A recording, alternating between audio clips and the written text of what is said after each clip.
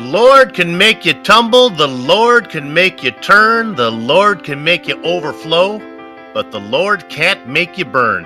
In 1969, the Cuyahoga River, which runs straight through Cleveland, Ohio, was so polluted it actually caught fire. 50 years later, something else from Cleveland caught fire, not because of pollution, but because of speed.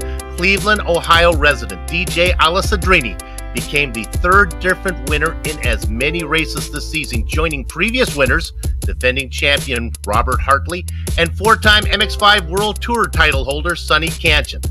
As we leave Virginia and head to Belgium for the next round, the Greek streak, Ioannis Moudalidis, who sits a single marker outside of the points lead, is a top candidate to become the season's fourth different winner. Will that be the case? Will Hartley, Kanchan, and Alessadrini strike a second time? Or will another driver, and there are many to choose from, get the win? Find out soon as the Advanced Mazda Cup comes to Spa for round 4 of the 2019 Spring Season Championship. And you can see all the strength of field action live as it happens right here on the Global Sim Racing channel via the iRacing Esports Network. Hello and welcome. Joe Peak joins yours truly, Bill Soups on, to bring you our Words Eye View. Sean Crackers Ambrose has director duties, armed with cameras locked and loaded by Dougie Beard. Joe, today it's little cars on a big track. Tell us about Spa. Big track is right. You're looking at nearly 3-minute lap times around this 7-kilometer track. That's over 4 miles for every circuit around. And believe it or not, this is the shortened version of the classic track. Back when it was fully a street circuit, it ran a whopping 15 kilometers. Now, in most race cars, this track is more about how good you are through its many fast sweeping corners. But in the MX-5, this 19-turn circuit turns into a challenge of retaining the draft. There's just not a lot of grunt in these things. So some of the more famously dangerous turns like Eau Rouge or Blanchimont become easily flat-out affairs. Expect more of a strategic race to take place instead of an all-out raw sprint to the finish. But don't take this to mean this won't be a challenge for the drivers. There's some pretty tricky bends that will separate the quick from the truly fast. In fact, to get a feel for what it's like from the driver's view, why don't we go on board with the GSRC lap guide?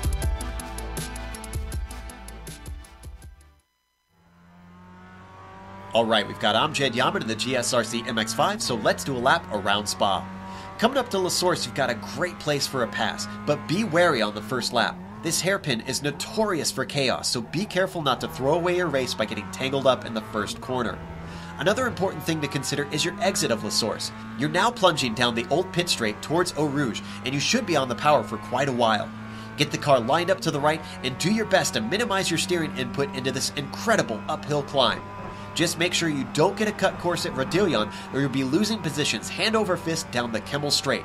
This is where things will get exciting though. The draft in these MX-5s mean you will see two different types of drivers. One will be looking to use the slipstream to overtake all day long, and the other will be lifting and fuel saving to outthink their opponent in the race. However, if you can't make the pass on the straight, the braking into Lacombe offers a chance to seal the deal. Keep your head on a swivel though, because your competitor can fight back from the outside on the switchback to the left. From there, you'll swing the car through Malmedy at the highest part of the circuit. Now we fall back downhill into Ravage, and this 180-degree corner can sometimes offer a chance for a sneaky overtake. It's also got some awkward camber, making it easy to understeer. Square off the exit and switch sides quick to get the car set up for the left-hander. This is a corner that invites confidence, maybe a bit too much confidence. Try not to overshoot the exit to avoid a 1X. Now, if you look up, you can see the pit complex way down in the valley, but we won't be there anytime soon. Hold right and then gently coax the car into Pouan. Lose the rear and anyone behind you will be coming in blind and can likely plow into you. Lose the front, and thankfully, you've got a parking lot of paved runoff on the exit to save you. Still, it's important to carry your speed because as we bring the car to the left, you're going to have some decent braking into Fagnes. This isn't that interesting of a chicane, but getting the right line is still important to your lap time. The exit, though, is not a big deal because it's a very short acceleration zone to Stavelot. After all the drop in elevation, you finally reach the lowest point of the circuit. Get the car steady and lined up so that you won't need a lift into Curve of Paul Frere. You'll need every ounce of momentum once again down the backstretch. The little bends throughout means minimizing your inputs will help your speed. Just like the Kemmel Straight, draft battles are likely to take place on this stretch. It's just a little more awkward with the way the natural line weaves you across the track. You want to get single file by Blanchimont though. Even though it's flat out in the MX-5, it's still not worth trying to go side by side. After that comes the braking for the bus stop chicane. This is your last best chance to get an overtake in.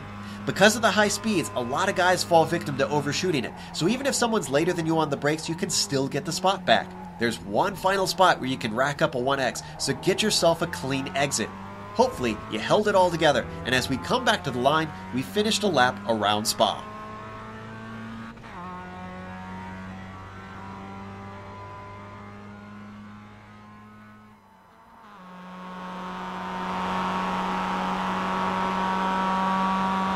Thank you, Joe, for that lap around Spa. All right, my turn to give you a lap. This time we'll do it around the point standings.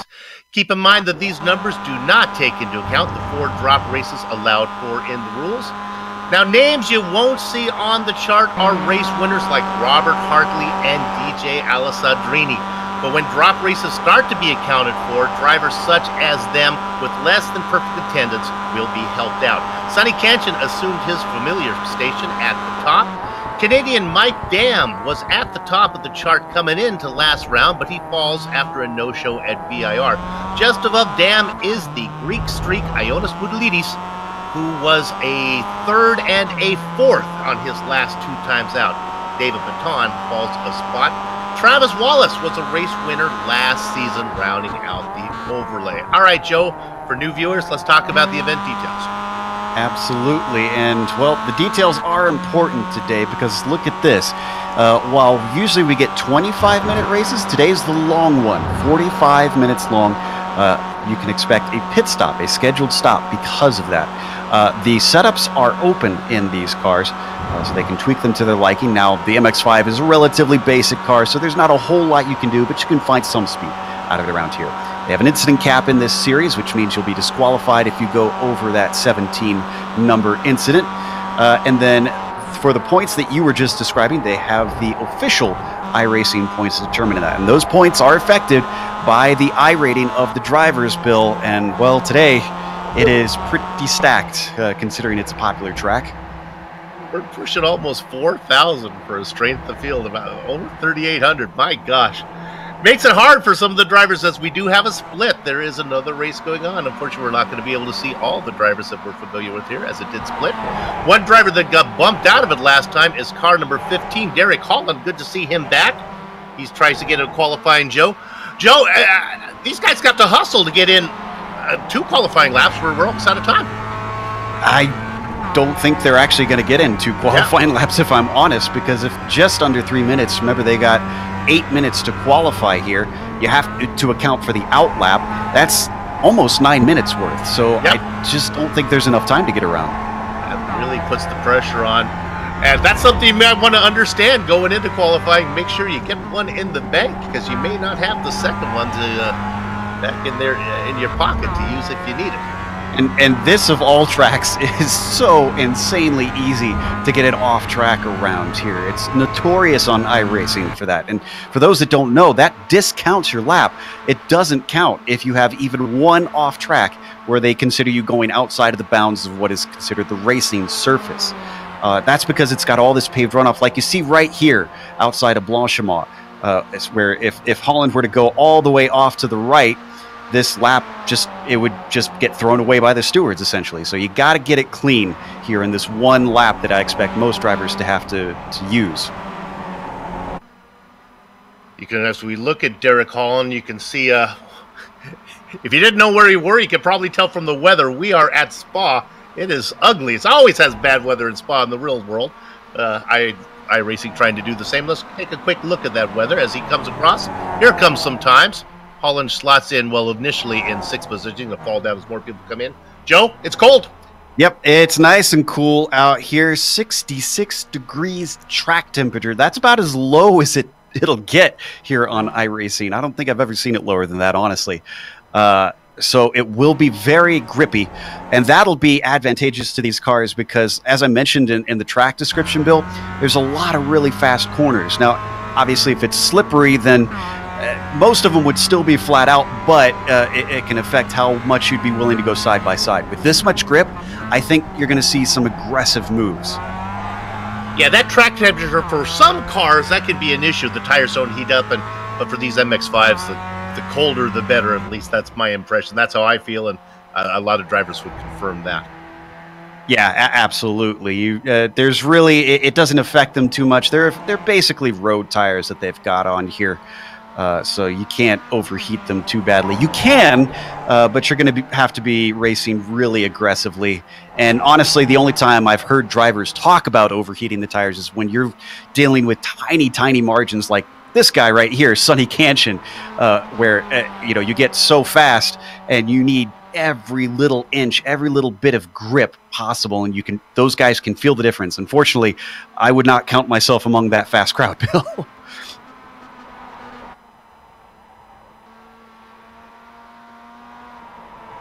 A driver I'd like to take a quick look at is the driver in car number 4, Felipe Calderon.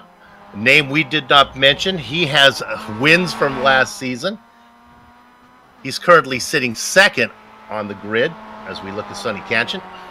And nobody's going to make it back, just like I predicted. You can see less than 10 seconds. Sonny's the farthest ahead here, and he's not even anywhere near the finish line.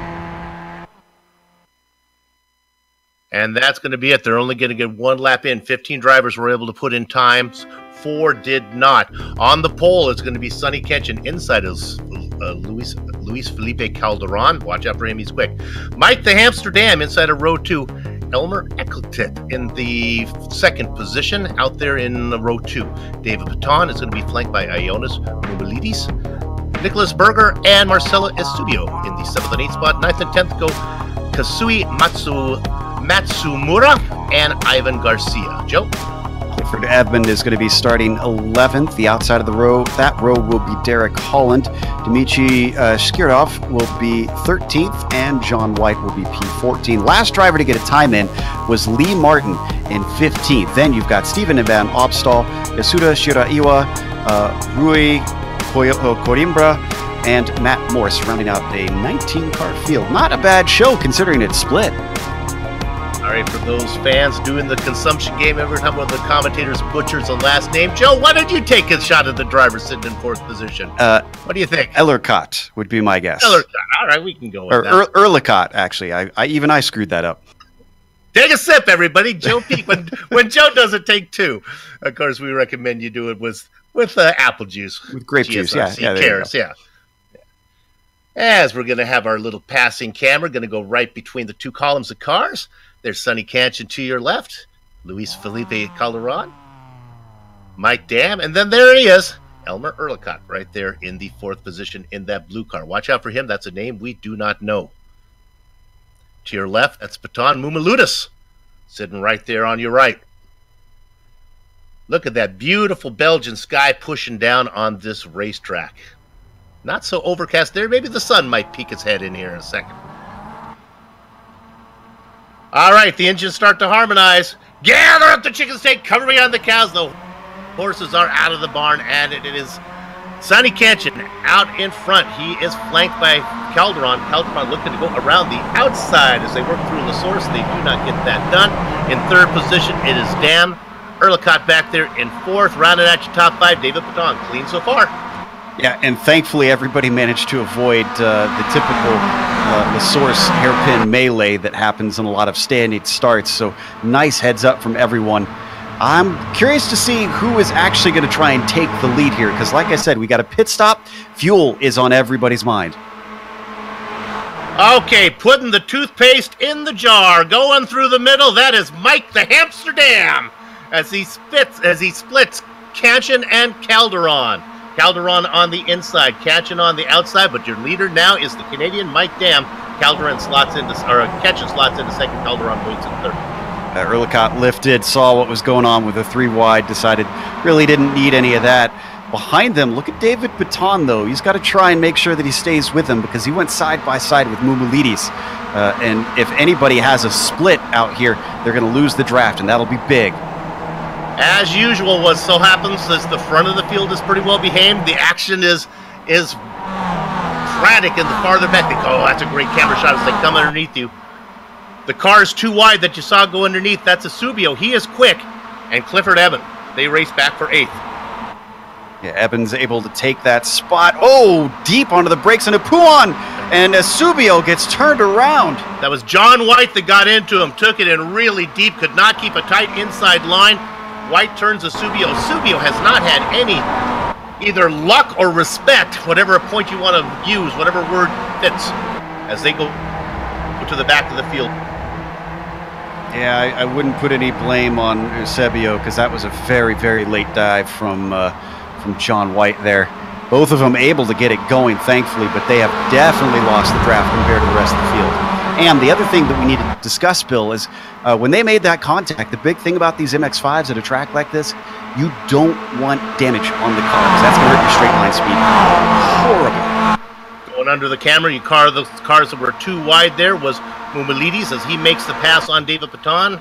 The Greek driver now up into 5th spot. Paton rounding out, starting the back half of your top 10. Let's tell you who that is. Paton, Nicholas Berger back there in 7th, Evan in 8th. Dmitry Shirov back there in 9th. Boy, that's a great battle going on there for 9th, 10th, and 11th. Boy, that is something else. We're looking at it as they work through the through the chicane. Yeah, a lot of side by side, and they're paying for it because they're losing grip on the top group. Looks like Van Opstal trying to see if he can get something to the inside here. He's already got the car inside of Garcia, but I think he's not close enough for a pass on Matsumura. Van Opstal is quick. He was not able to put in a qualifying time. He had to start way back at 16th position. He's already made up 5 spots now, as he'll be in good position to get the draft on Matsumura. Back to the Kimmel straight again. And last time it was Dam who wanted to be at the front. Kanchan's right behind him. He looks like he actually wants to swap around too, but it's 3 wide behind him, Bill. Mumilides, the Greek driver, scoots through. He gets 2 and was looking to make it even more as he gets right up on the back of Dam, but decides that's enough for this lap. Looks like he is going to slot into P4 in that. So it's essentially a 8-car breakaway for the moment after this first lap over. The guy who doesn't belong is the caboose of that train, Clifford Evan. He was in 11th position. He's up there racing in 8th right now. Everybody else qualified pretty much in the spot they're racing, give or take a position or 2. Yeah, that was a great job by Evan to basically stay out of that trouble, try to grab hold, and at this point, all he needs to do is just ride the coattails.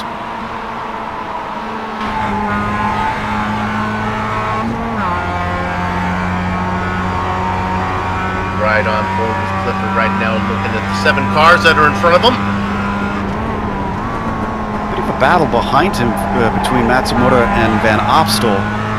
You mentioned it, he didn't get that qualifying lap in. I think he's pretty desperate to try and get up to that next train, but they're already about 4 seconds behind, so I'm afraid the train probably left the station already. Yes, that one is long gone. But it is good racing back here as we look back.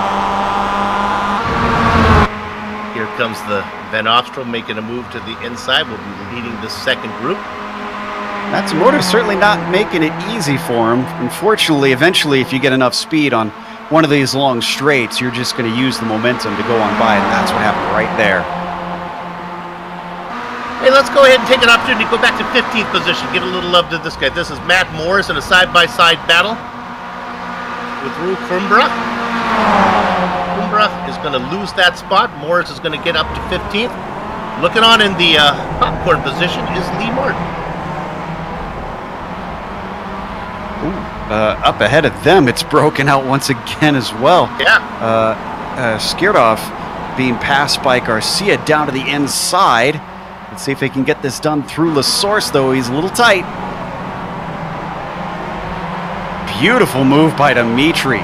It's exactly what you need to do in that situation. Just carry your speed around the outside, get on the power as soon as you can, and look, it got him the position right back, even though he didn't have the inside of the corner. And Opsal leads this train in 9th. Matsumura back there in 10th. Shidroff in 11th. He's being chased by Garcia. Derek Holland looking on as well. Meanwhile, up in front, they continue to dance. Who's up in front right now? Well, it looks like it's going to be Mike Dam. Mumilides in second. Yeah, he overtook Sonny Cancian. I kind of expect, or at least I figured, Sonny would probably be happy to just hang back here in either second, third, or fourth or thereabouts, because he's had so many years in the MWT build. Yeah. He knows how to work races with pit stops, especially at tracks like this. And maybe this broadcast is becoming a victim of our experience covering these type of races, but the action is, as we're going right now, the action is usually back in the mid-patch right now. The guys up front will behave themselves. Side-by-side battle. This is Skirov in a battle there. Matsumura right in the mix as well, looking on as Garcia. Man, they are nose to tail. This is some exciting stuff. And don't count out Derek Holland, who's the fourth car in that train. He was thinking about it. He's given the inside, interestingly, by Garcia. But I think he learned his lesson from the other two drivers that spun on the first lap through Puhan.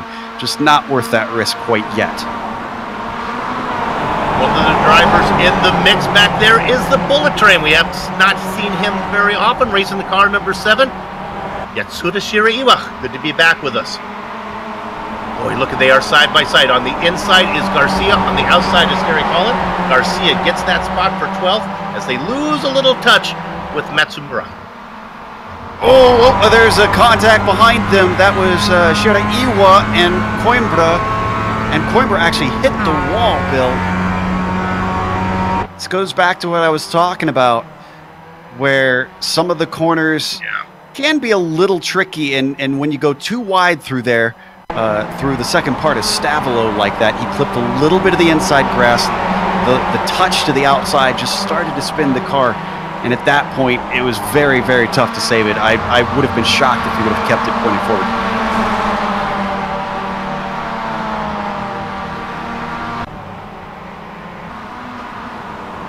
So as we talked about, the excitement takes place in the back. What's going on up front? Is they're going to come across here and complete one more lap? Well, it's Dam, Leadys, Cancian. And Dam took the lead on the very first lap, if I'm remembering right. So he's been spending the most time basically eating up the most fuel of anybody. Now, he could try and just simply let Mumulidis by. Let's see if he does. And that could allow him to try and slot in the line and save some fuel himself. We'll see if he's thinking about that. The driver you got to keep an eye on is Calderon. Back there racing. He'll be in that mix soon. He's in 7th position, just minding his time right now. This car is getting up to the high-flying speeds of 114 miles an hour at the end of the straight, Bill.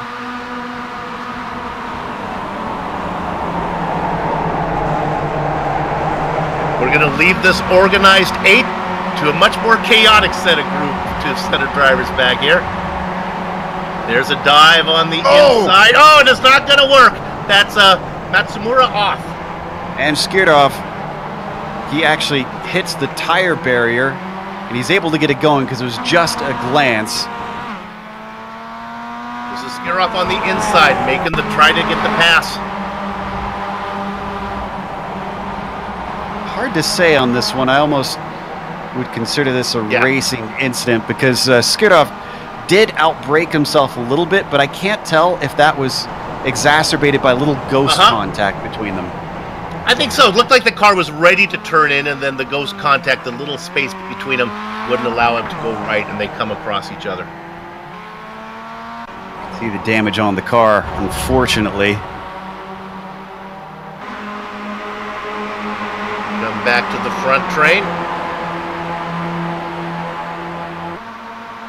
Yep, it's still just everybody kind of slotting in the line. Now, Mumulidis, has been staying at the front ever since they took the lead away at the end of the Kimmel Straight.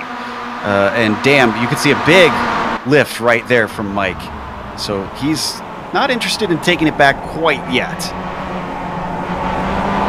We've seen Mumulidis race. We know Mike Danby's been around for a long time. Sonny Cancian, of course, has a ton of experience here on the GSRC. A driver we're not familiar with, Elmer Ericott, back there in 4th position. He seems quick.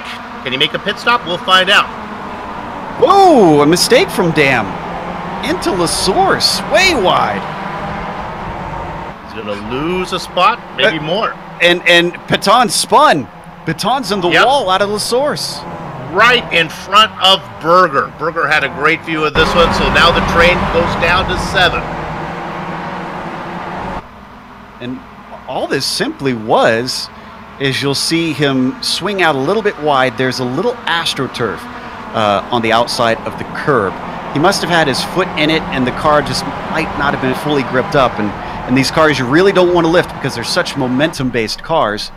And unfortunately, in this case, it bit him. Not sure if he got any wall there. He's going to have to get that going. It puts him all the way down in 18th, sadly, so he's way at the back. He did a good job of keeping the car parked till all the traffic went around.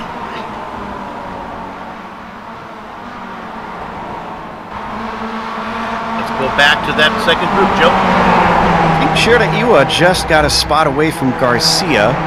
He's still fighting hard, even though he had that off a little bit earlier. Oh, and now he's going to get a shove. Manages to collect it in time, which is pretty impressive, but it is getting very elbows out in the pack. Yes, it is indeed.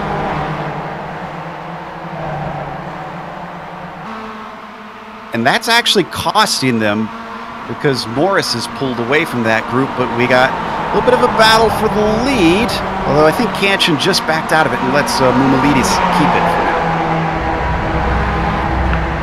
The pole sitter has not spent a lot of time up front. I'm talking about Kanchan. He got past. I think he's happy back there. Save a little fuel. Yeah, I haven't seen any real moves that seem like he has real intent to get in front. So I'm pretty certain from what I know of Sonny, he's just going to sit back there, and he's already good at saving fuel. He's almost the Scott Dixon of this series. So him sitting behind, to me, says that he's probably going to pull a gap, at least to the leader, if not maybe multiple other cars that aren't doing what he's doing. He does a good job right behind. He's second. Little loose there, a little bit of an interesting racing line going on through the bus stop. Yeah, that was actually Kanchan making contact with Mumalides. Got into the back room. Yeah, let's go ahead and take a look at this one more time as they work through the right-left chicane. Let's watch his perspective. See if we can see any damage on the Greek driver afterwards.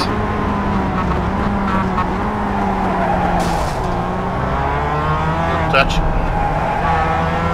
Damage is pretty minimal, shouldn't hurt his top-end speed. In front of Kanchan, you're seeing some wrinkles, but it's not slowed him down too much because he's already gotten by Ioannis. Mike Dam, that's peeking to the inside there. He's going to go ahead and get around Mumalides.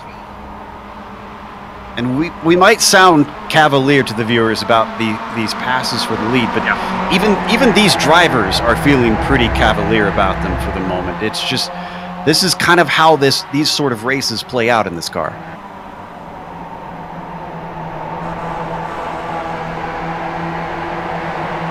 Quick, could we take a peek at the number 6 car, Van Opstal? He's now, he hasn't caught them, Bill, but he's managing the gap. It stayed at 5.5 seconds for a bit now. He's as fast as the leaders. It's just unfortunate that he's not faster.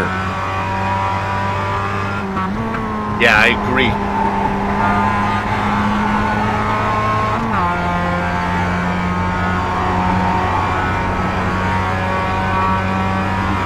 Cars behind him. Morris, I mentioned, he's in no man's land. Is spread out. He's getting away from Yatsuda Shiraiwa, who's still battling away with Garcia. They're working their way through the Fanyi chicane. Actually, if they start battling more, Derek Holland might be able to catch up to them because he is certainly within the draft. We'll see whether or not he can take it here. It's right on board with Holland. See what he can do. Looks Looks like he's reeling him in, but not at a high rate of knots. Not sure that we'll see a pass from Holland on his way into the bus stop. Oh, what happened to Dam? Yeah, he's coming to the pit stop. Nope, it's okay. He's taking his stop. Now, I worry about this because now he's going to be all by himself. Unless he thinks that the pace he can run by himself might be better than the nonsense that those guys were doing. We'll see how this plays out, but usually you don't like to be alone. Yeah, absolutely. If our viewers are fans of oval racing, consider this sort of like Talladega or Daytona. You don't want to pit alone. You want a friend to come in with you. Mike Dam doesn't have any friends, sadly, right now. The other question is, Bill, where does he come out? If he comes out amidst some of the other battling cars, that could also slow him down. Even though it seems like a good thing because he'll have the draft. Like you said, they're not playing as nice as the leaders are, so there's a big risk in coming out in that group. He rolls. I think he's going to have pretty clear speed track ahead of him. Fortunately, the guy he may catch is David Paton, who qualified 5th, racing back in 18th. David's pretty quick, so that's a good guy to be around. Maybe they can work together. Oh, look at this. Elmar is, now that one of the drivers have pitted, he's starting to make some moves. He tried to pass Mumulidis, but it didn't pan out. This is fascinating. You mentioned it earlier. He's just been kind of sitting back and forth this whole race long. I'm curious to see what he's going to do this time by the pits, because he didn't make a move at all until one of the other drivers came in, and that almost seems like he's taking some sort of cue. Yeah, catching out in front, pretty much racing on his own right now, so maybe this will play out okay for Dam. Now, what will happen is the strategy will change with these guys now up front. They know that they have to run hot laps because they have one of their guys who's left the train out there being pretty quick by themselves. And I kind of worry that maybe Sonny Kanchan will be able to drop them. He's already got it up to 9/10 of a second back to Mumulidis. Part of that, it could be because of the side-by-side action that we saw for second place. So this is actually panning out really good for the Aussie.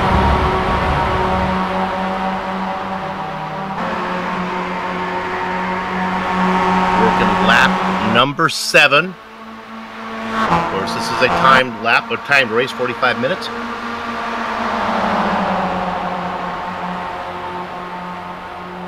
Checking in on the second group to see, and then they're very close right now, actually.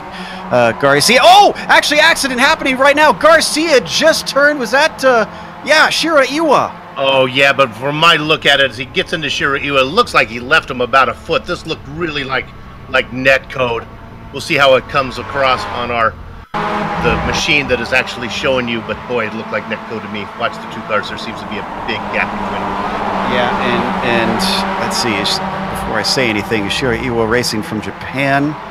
Yeah, Club Asia, so we're close to there, and Garcia is racing from the Hispano-America Club, so there is a big distance between them. There you see the car spin, and there was no contact there. That's just part of iRacing. Yeah, but it's always good to leave a little bit of leeway when you race with people, especially if you think they might be from somewhere distant across the planet.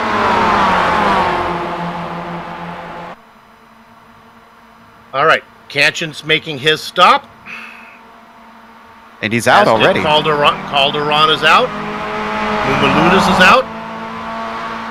And there's Mike Dam right in the mix there with him, so Mike is okay. So here's the interesting thing. Mumulidis took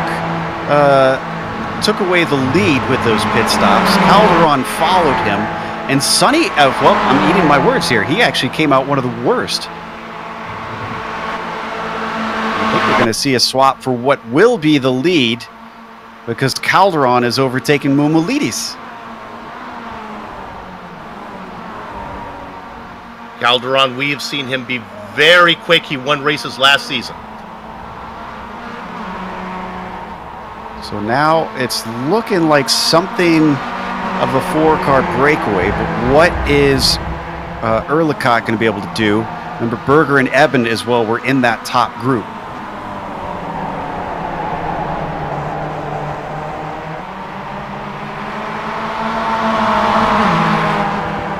And I wonder if Garcia got a little bit of damage from that contact. Yeah.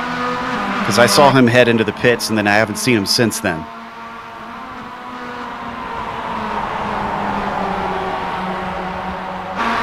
Front runners, see if they're going to come in. Yeah, this is out of Stavelo up towards Blanchimont that they're heading. So just a couple more corners to go.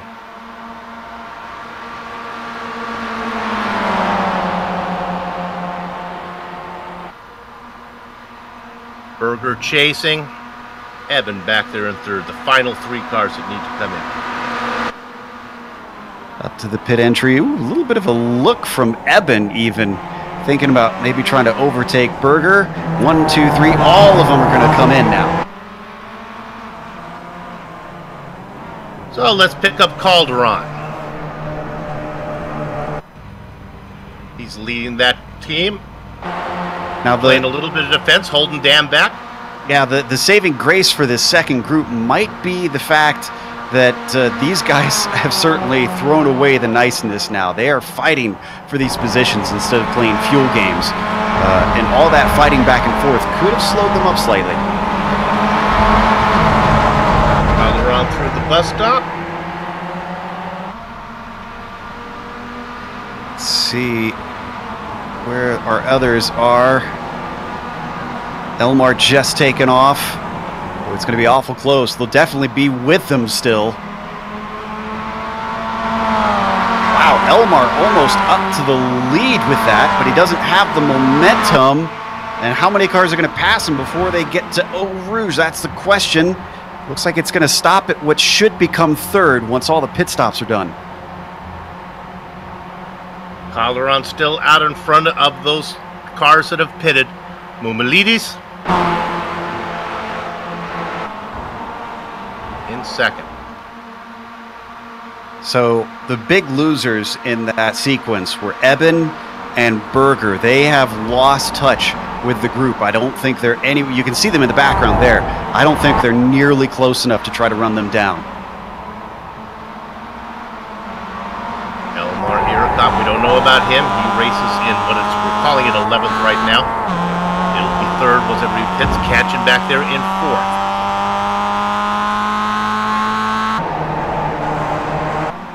So Calderon leading the group. Now what's interesting is they've got Martin there, and this is sort of a wild card since he hasn't pitted yet. They're going to be faster than him, and I don't know if he's going to let them through or if he's going to actually fight for these positions. We'll let the first one through. Did indeed. Our leader is Stephen Van Opstrold. He has not come in yet. Oh, this is horrible placement for Elmar. Had to go the long way around to the first apex of Fanyes, and look at the gap that cost him.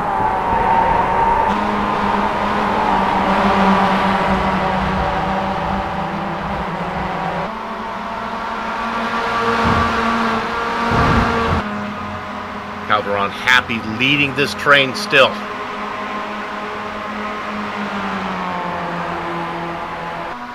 All right, so what about... Van Opstrold come in? Yep, he's coming in. Eusebio needs to pit still. Matsumura. Neither of those two come in.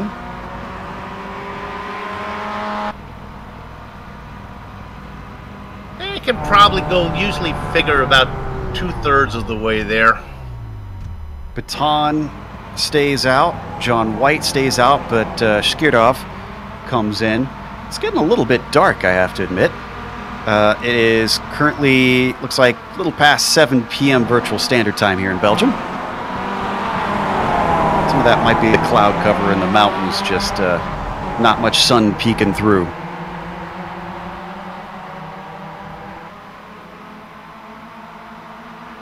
So that leaves us with only 4 cars waiting to pit now.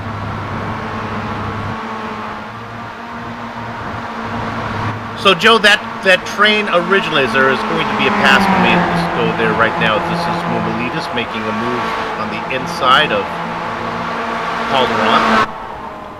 We had 7 cars up there originally. Well, there was 8, then we lost 1 with the accident. So who did we lose from pit stops? I guess yeah, that was Sirov was in there. Should have been in the mix too.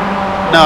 It was Berger and Eben, remember? And actually, those two are working together well right now. They are bump drafting. They just well, they need to be careful. I don't know if you remember what happened at Interlagos last season. But, that incident limit, you got to be careful with how hard you bump. You can bump draft your way right into the twilight zone. But they've got this figured out. They're trying to do what they can to use each other to get back up to them. But I can't say that I have faith that they will be able to catch them, if I'm honest.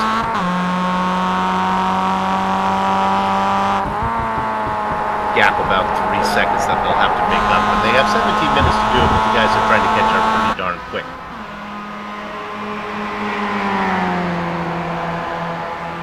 Steven Van Ofstel remains your leader for now, but he still has to make his stop. Van Ofstel's been in. Oh.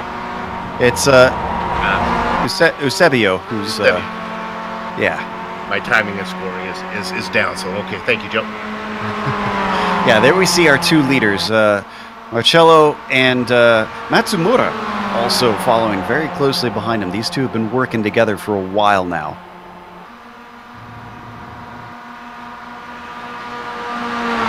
See a big lift there from Kazuki.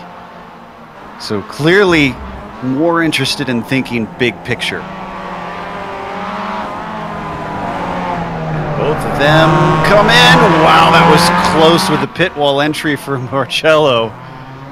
Nearly scraped the right side of the car on that concrete wall. So with those pit stops out of the way, Dan moves up now into 3rd.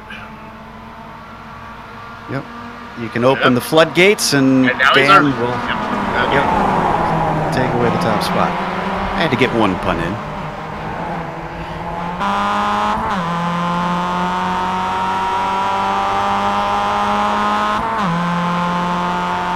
Five car race for the lead. Now here's where it's going to get a little bit interesting in the mid-pack.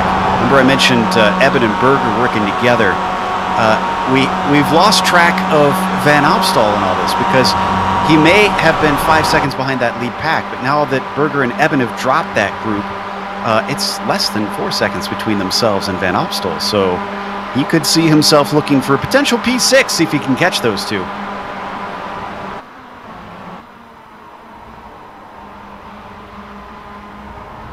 Fields starting to spread themselves out. How about a quick look at 10th position if we can. The little battle going on here between Morris and Derek Holland.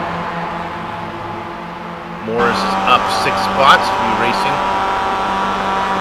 Let me correct myself, 9 spots. Holland just going to wait behind him for the moment. And that's Kazuki Matsumura as well. That's making it a 3-car train now. Actually, he's right up on them. So a nice battle to get inside the top 10. Down through Rivage. Ooh, Kazuki's struggling there for some reason. Quite as strong as the other two here in these slower corners.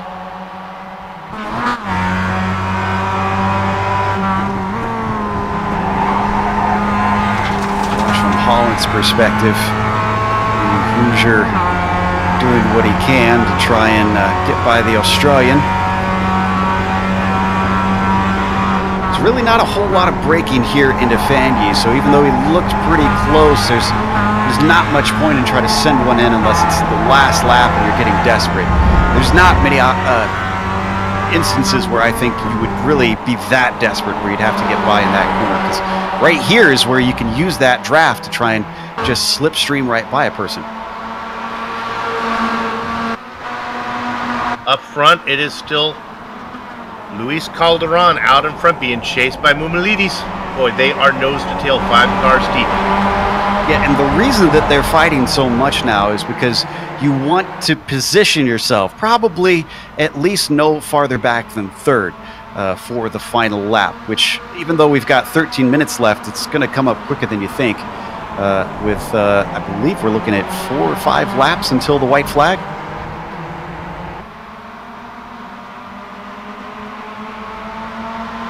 Thinking about 5 as they come across the line here.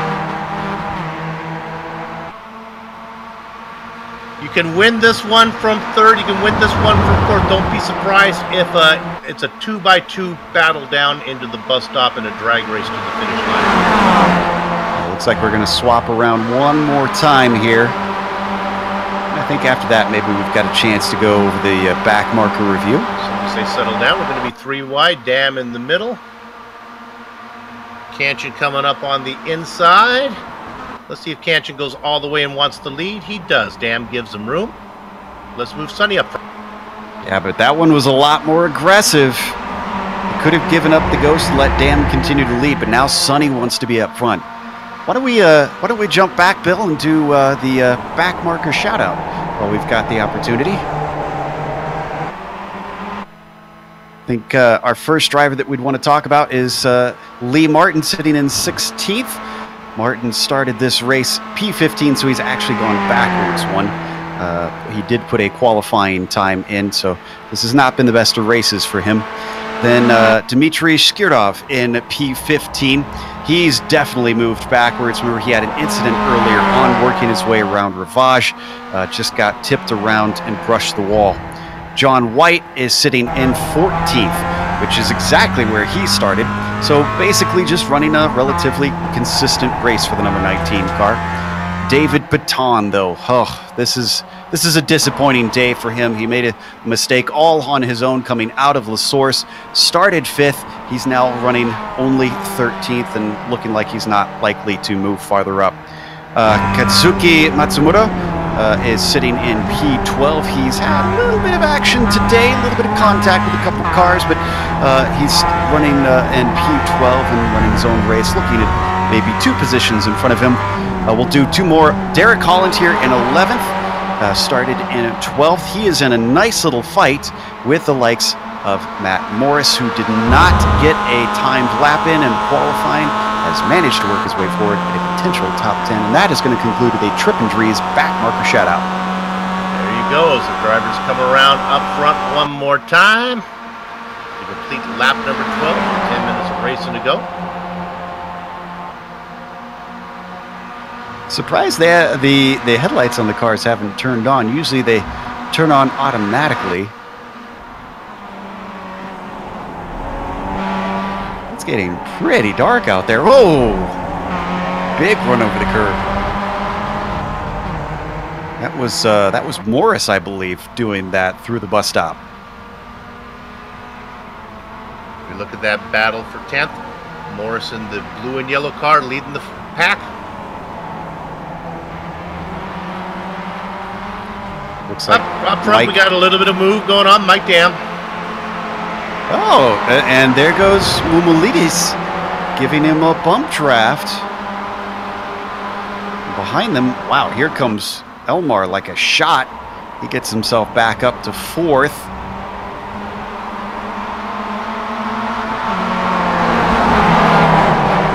You're right on the back of Kanchan.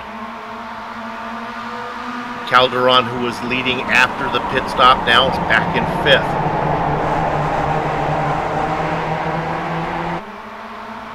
I would say all 5 of these drivers are fast enough to have a legitimate chance to win this one. It's all about chess right now and positioning themselves.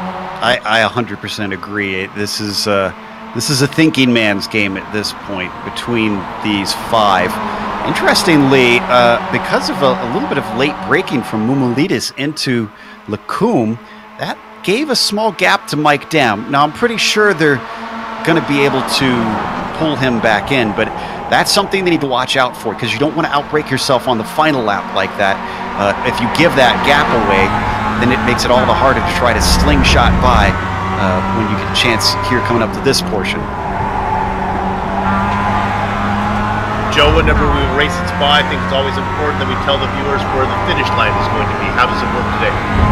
Today it is right after the bus stop chicane, so right after the pit entry. The come out of there. So it's not the start line. It's separate from that. It's they're basically using what F1 uses for their finish line. And I've never totally understood why they separate the finish line from the start line. Something about the timing lines and some logistical reason that I just never totally understood. Making a look on the inside of Catch, and he will wait till third. Wait in third, and wait one more time. Yeah, so watch them. It's, I believe, well, no, yeah, this line right here, I think, is what they're looking for. So they don't have a lot of time to get the pass made coming out of the bus stop. They got to hustle it. And it is possible, we've seen it before, Bill, that if you pull an over-under, if you get side by side into the bus stop, you can try and out-accelerate someone depending on how good you are at finding the grip. I've done a ton of races in this car track combination. I've seen the finish line there. I've seen people protect the inside going to the bus stop and win and lose. I've seen people protect the outside going to the bus stop and win and lose.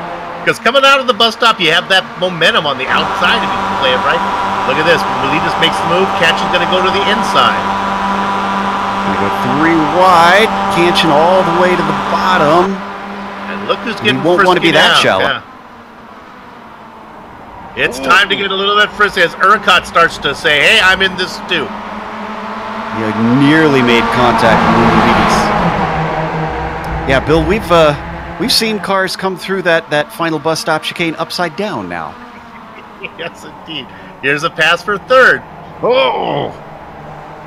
Elmar's getting aggressive. Gives Dam a little bit of a shove. Time to go racing. The DH, Urquhart is saying. Yeah, and I think from what I'm seeing, the DH driver knows how to play this game.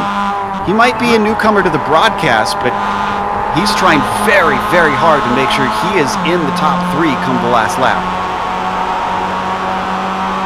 You can see as we ride on board with Dam, you can see the pass from the lead side by side. On the inside is Ketchen. He's on the outside.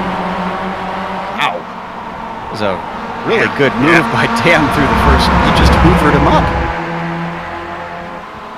I did indeed. Don't forget about the driver in 5th, Luis Felipe Calderon. We saw him be very competitive last season. Luis. Yeah, not sure if maybe he's just playing possum here, because he's been sitting in the back of this group for a bit now. Qualified on the outside of the front row. All the way off track for Dam. I'd love to. I would love the day that iRacing gives us an accurate reading of how many incidents each driver has, because that's something I want to know the closer we get to the finish here. They come across the line with just over 5 minutes to go. That means we'll have 2 laps.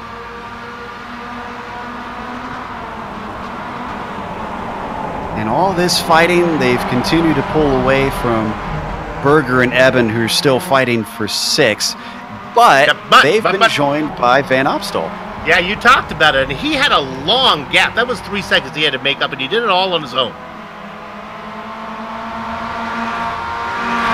Had to start at the back of the grid because he wasn't able to put in a qualifying time, so Van Opstal now racing in 8th and is well within striking distance. And Joe, honestly, I'm surprised he got there. Yeah, I thought he was too far back. I'm not. From what I've seen him race in the MWT, I figured he would run them down. Look at this. Trying to find somewhere to put the car. His Urquhart, he goes to the right, he goes to the left, he's back and forth. Almost making contact. Moudalides almost gets into the back of Kanchan. I think he did. I thought I saw contact on my screen. Oh, and now he makes contact with Calderon, too. It's getting a little bit rougher. Calderon is fast back in 5th. You can't wait too long. I don't know if you can start the white flag lap in 5th position and still get there. Maybe you can. Let's look at Holland. A little bit of a chase. We talked about this. Matt Morris, they race nose to tail. Good to see Derek back in the top split.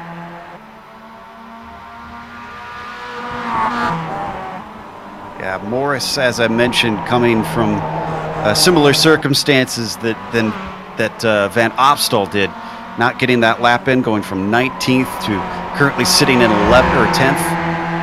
The number 14 car probably going to be satisfied, maybe not pleased, but I figure this is good enough considering what he gave himself to work with. Another battle there between John White and David Paton. Paton usually racing a little farther up, had issues, trying to make the best of it today. We go back up to the front. Dam's got about a 5-car length lead right now, but Ketchen is in the tow. Now they have to start thinking about where you want to be. They're coming up on the last lap.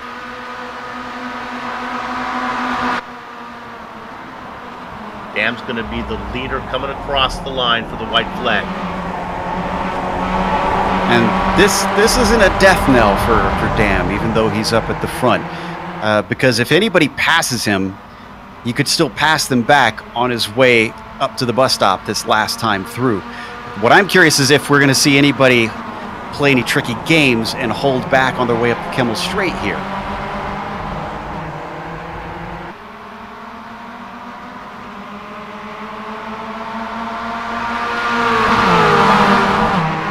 It is the white flag lap. Dam out in front. Catch it. The newcomer, Ericott. Here comes the move for the lead. I was going to say, this is what I thought would happen with Kanchan. He likes to lead. He feels confident about defending on drivers. He's going to get some help from Elmar on top of it. Oh, 3 wide for Lumalides. He backs out. Of it. Boy. That was a smart move, I'll be honest. There's no reason at that point he's going to get more opportunities. But now look at this. That side-by-side action between Erlicott and Dam is letting Kanchan get away. As if Sonny knows what's going to happen. He puts himself out there. The nonsense behind, he opens up a gap. And when you have to run down Sonny Kanchan, you've got a tough order. Yeah, they really need to work together from here. You can see Elmar's trying to stretch the edges of this track as far out as he can go, just so that he can get back up. This gap is already up to half a second.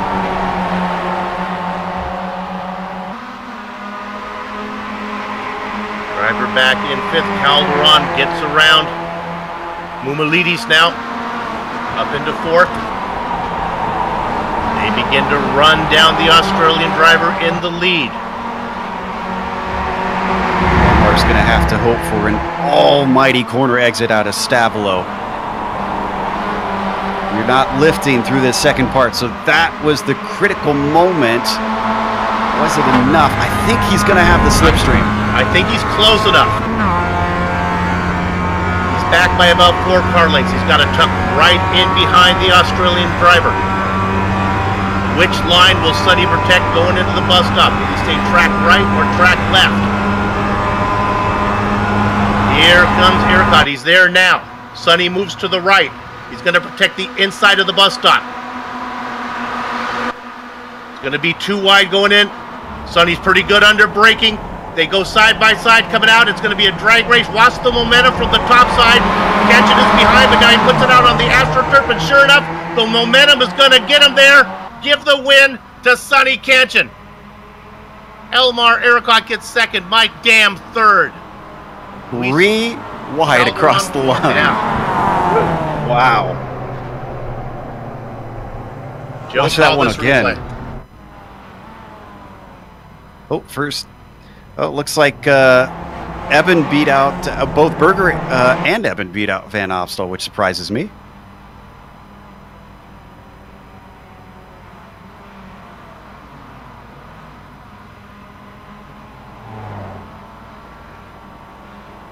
And now we'll take a look at that finish. Mike Dam was being real clever there. It almost worked out for him. I actually saw his tail lights, his brake lights, come on as they were coming up to the bus stop. Like he braked early, watching them go side by side, thinking, all right, you two screw around. I'm going to focus on a corner exit. We just about made that work. There you go. That's what Spa is. Tight, calm racing. Stay close, and it all happens on the very last lap. All right, the racing is over here at Spa, but our broadcast is far from done. We're going to step aside for a quick moment, but we will return to run down the finishing order, announce the round's Queen of the Ball, talk to some of the drivers before we put a lock on the gate. Stay close. You're watching GSRC on IESN.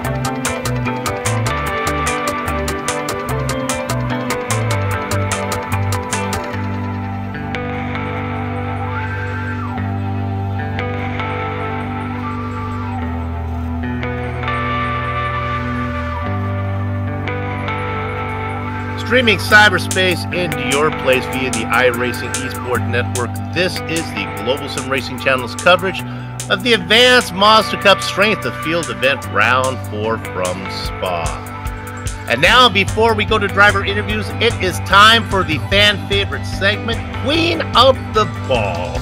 What it takes to win Queen of the Ball is undefinable, but you know it when we see it.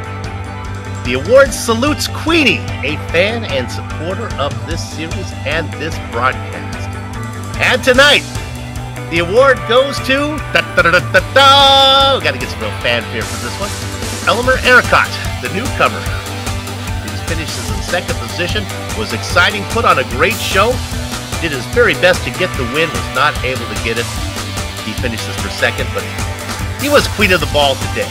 Let's give you the entire finishing order of the event. Sonny Ketchum gets the win as he starts on the pole, and he wins it, but that was far from wire to wire.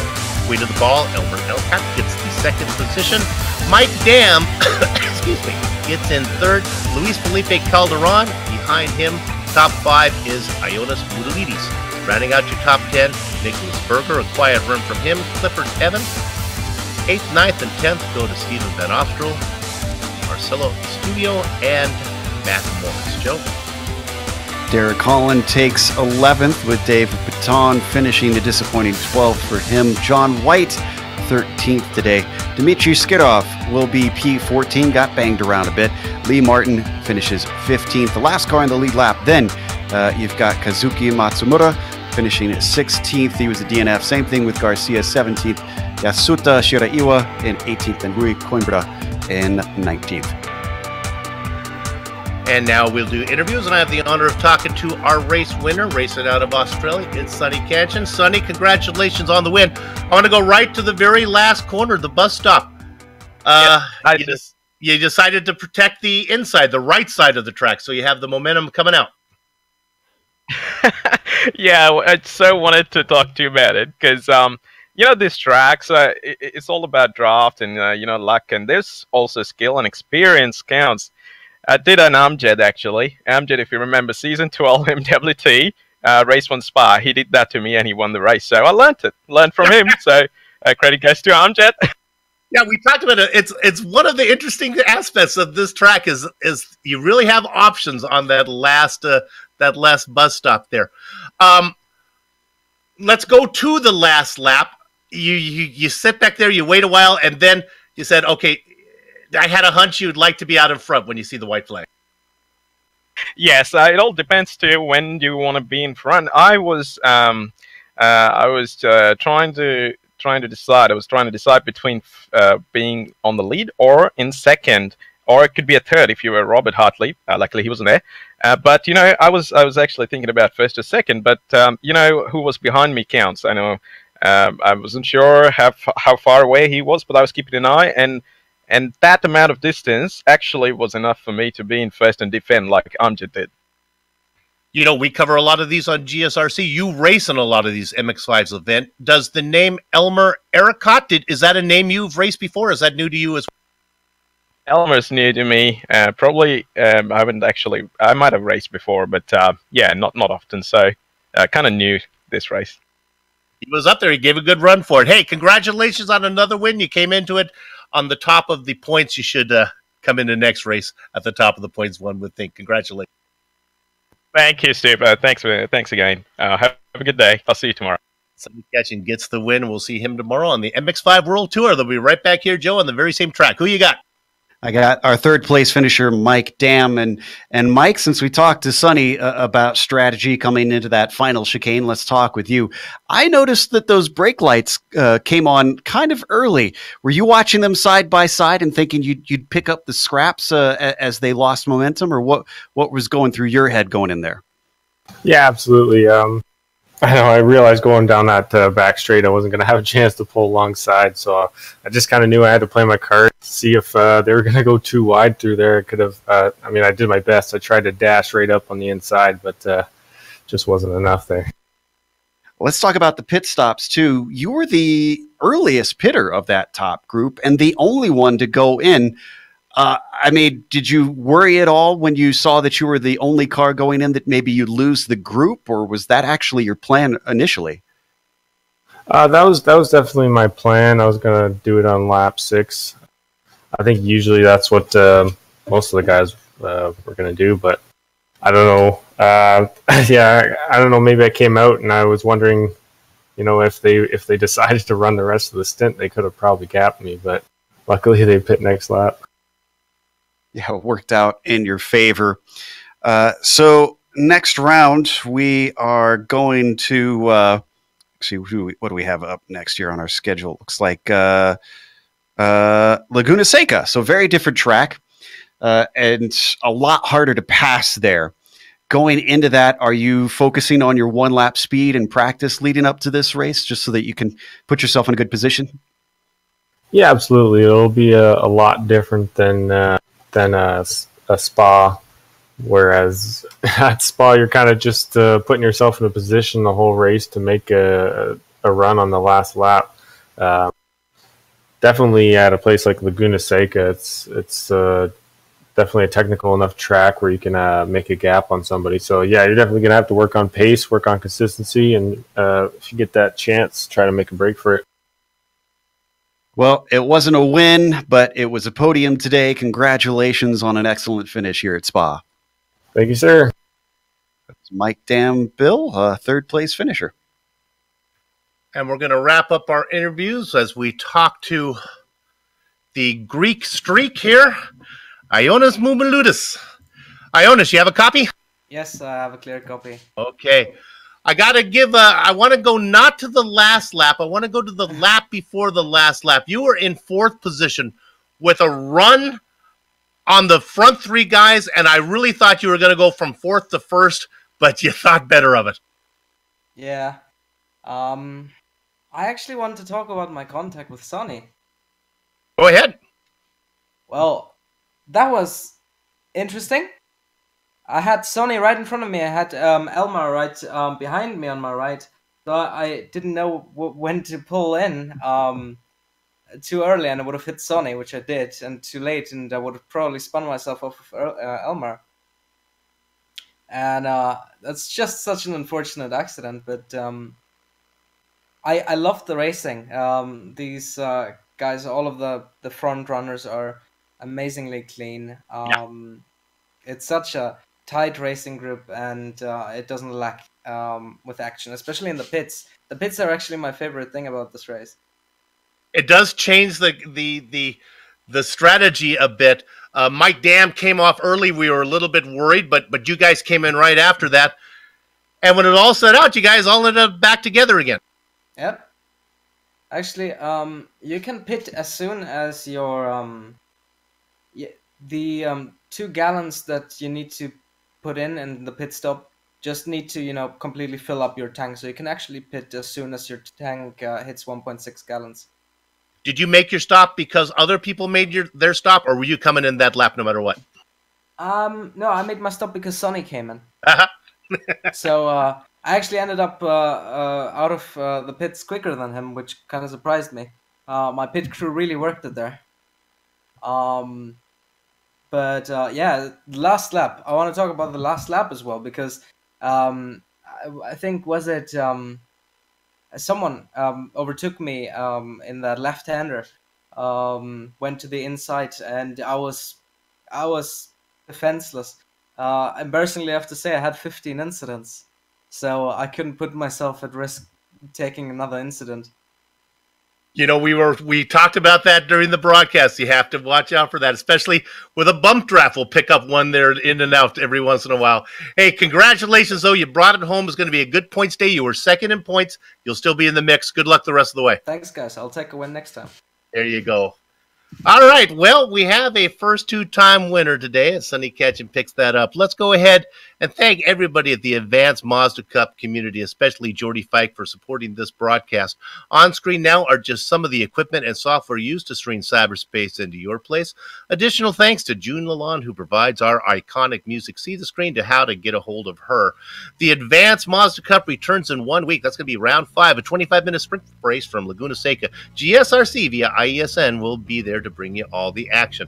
Next up on IESN broadcast, well, that'll be RaceSpot's coverage of the F3 Championship at Monza. Coverage begins in just about 2.5 hours, I guess, from now. It's going to be 2 a.m. Eastern Time. Hope you tune in for that one. Sliding across your screen right now are just some of the upcoming broadcasts, so check those out and mark them down on your calendar.